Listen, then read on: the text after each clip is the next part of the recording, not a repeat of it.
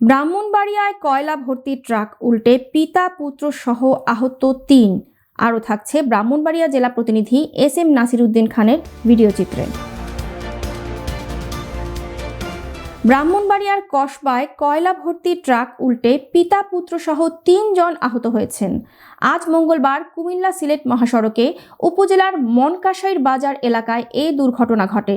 এই ঘটনায় আহতরা হলেন মনকাশাইর গ্রামের নাইম মিয়া ও তার ছেলে নিয়ামুল মিয়া এবং একই গ্রামের সিরাজ মোল্লা।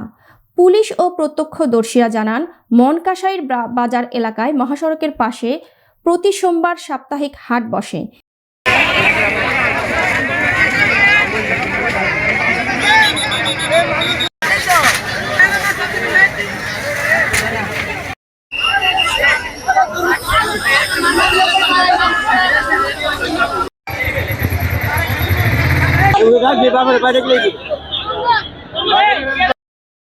তিনজন এখানে তরমুজ কিনতে আসছিলাম।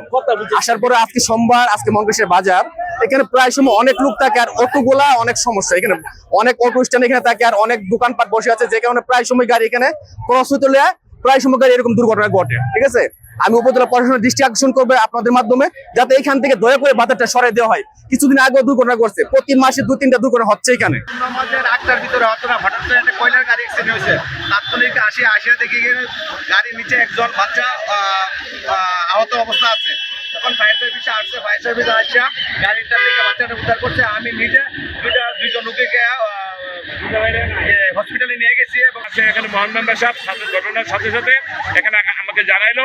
তারপরে থানায় ইয়া করা হয়েছে, জানানোর পরে ইউনো মহোদয় আসছেন, তারপর অতি মহোদয়, এখানে পুলিশ আসছেন, আর্মিরা আসছেন, আইসা এবং স্থানীয় এলাকাবাসী যারা সবাই সম্মিলিত হবে এখানে যারা আহত হয়েছে বা এখানে দুর্ঘটনার মধ্যে সবাইকে উদ্ধার করছে।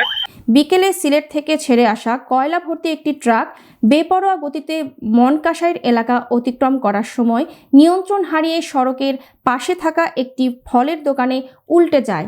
এতে ওই দোকানে থাকা পিতা পুত্র সহ 3 জন কয়লা চাপা পড়েন। পরে স্থানীয়রা তাদের 3 জনকে দ্রুত উদ্ধার করে। কসবা উপজেলার স্বাস্থ্য কমপ্লেক্সে তাদের চিকিৎসা চলছে।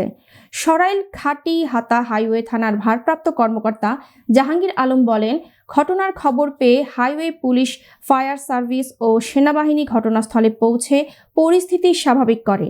এই ঘটনায় ঘাতক ট্রাকটিকে জব্দ করা হয়েছে। এতক্ষণ সাথে থাকার জন্য ধন্যবাদ। i1 টিভির নিয়মিত আপডেট পেতে ভিজিট করুন আমাদের ওয়েবসাইট, ফেসবুক, ইনস্টাগ্রাম এবং ইউটিউব চ্যানেল।